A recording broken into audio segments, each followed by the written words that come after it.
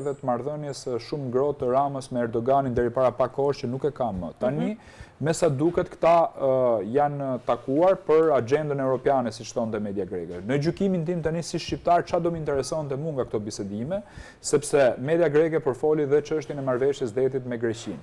Marrëveshja e detit me Greqinë është dërguar në Hag dhe unë kam qenë kundër si një kundërshtar i kësaj marrëveshje që në 2018, ku janë penalizuar edhe me 9 grata në Greqi për këtë arsye. Është një marrëveshje patate e nxehtë ku në Hag pala shqiptare ka për dalë humbur. Besoni për këtë gjë, sepse gjykata e Hagës është një gjykatë specializuar për këtë marrëveshje, por vetëm për pyetjet që dërgohen nga qeveritë përkatëse.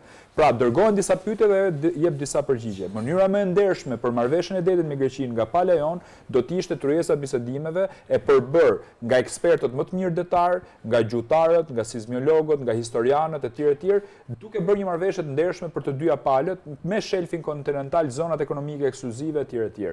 Fakti që nuk po shkojmë drejt kësaj dhe po shkojmë drejt gjykatës Hagës, ku Greqia ka një eksperiencë shumë gjerë sepse ka hartat më të mira në botë. Ata janë detar të shkëlqyeshëm. Janë njerëz të cilët kanë eksperjenca dhe precedent shumë të mirë për t'i zgjidhur hallet e tyre. Unë mendoj që Shqipëria ka për dalë mundur në këtë gjykatë. Së dyti, ajo që do ishte me interes, Greqia ka folur për varrezat e grekëve në Shqipëri të luftës italo-greke.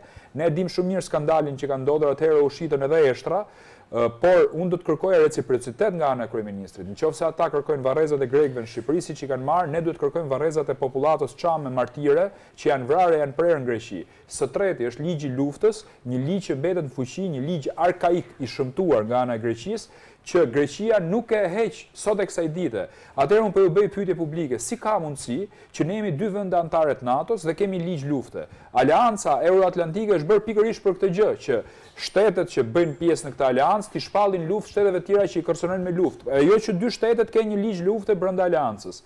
Kjo ka zgjidhje shumë thjesht. Në mbledhjen e radhës të ministerialit NATO-s, mblidhen ministrat e mbrojtjes gjithë shteteve dhe rrëzojnë ligjin në asamble. M'fal. Këta nuk e bëjnë, nuk e kanë seriozisht. Po çdo të thot ligji luftës për çamërinë, ligji luftës për çamërinë ja pamundson popullatës çame marrjen e pronave, sepse nuk i drejtohen dot gjykatës këta shtetas, sepse janë në luftë, pra konsiderohet gjendje lufte midis Shqipërisë dhe Greqisë. Së katërti është çështja e shqiptarëve të vrarë në Greqi. Janë vrarë 300 njerëz në Greqi, jo nga grekët. Kujdes, nga ushtria greke, nga policia greke dhe nga gardianët e burgut.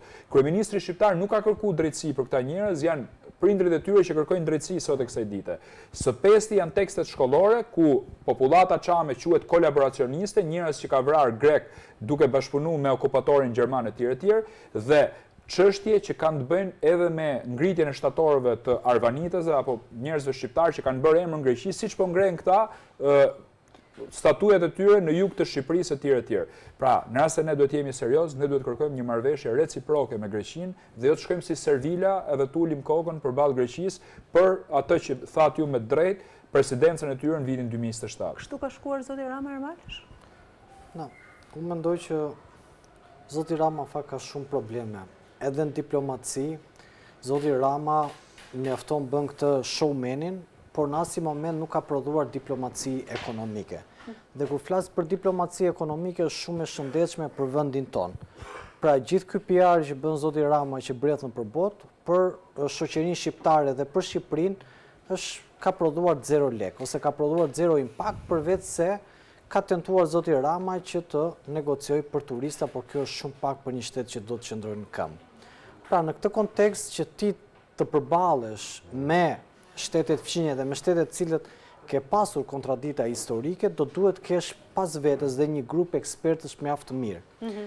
Jo vetëm te batutat që zoti Rama i thot nuk më la protokolli të vija, nuk më lajmëroi dhe erdha me atlete, se këto janë deklarata mediatike, por s'kan asnjë qëndësi politike dhe asnjë impakt për momentin, po asnjë, por nuk thon asgjë dhe edhe vetë kryeministri grek ishte thënë kështu të duam. Pra, në një logjik, po ta marrësh në një gjuhë simbolike, kështu të duam është që kështu siç e ke bërë ti Shqipërinë, ne kështu duam të shohim. Pra, në këtë kontekst ne duhet shikojmë që vetë zoti Rama apo edhe vetë element apo kryeministri shqiptar duhet të forcojnë një shtetin shqiptar dhe më pas mund të ulen dhe të negociojnë si të barabartë.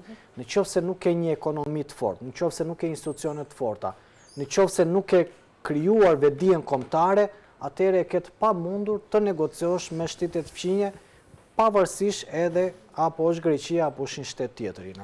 Mirë, më komunikojnë nga regjia se do të shkojmë me pamje të kryeministit Rama në forumin ekonomik të Delfit, ndërkohë